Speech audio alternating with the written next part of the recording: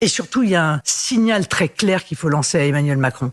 Il faut qu'il subisse la pire défaite possible pour le ramener sur terre. Parce que là, il est en train de nous expliquer que tout va bien, qu'il va continuer comme si de rien n'était, que c'est merveilleux la dette, que c'est merveilleux les impôts, que l'insécurité n'existe pas, que l'immigration est régulée. Stop. Il faut le ramener à la réalité de ce que vivent nos compatriotes. Pourquoi ne pas avoir débattu avec lui ?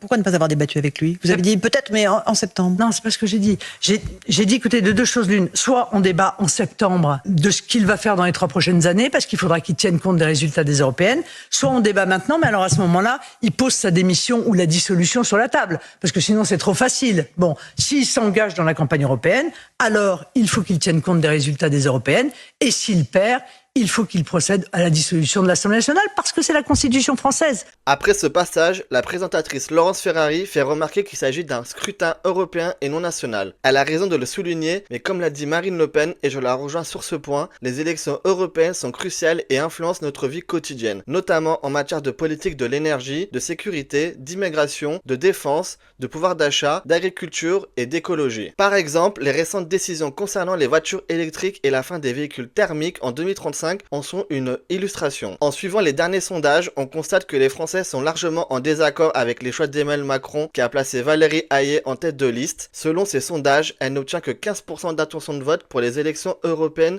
de 2024. J'espère également que la majorité présidentielle subira une lourde défaite lors de ces élections européennes. Cependant, il est très peu probable qu'Emmanuel Macron dissolve l'Assemblée nationale après des résultats qui seront probablement désastreux pour sa candidate.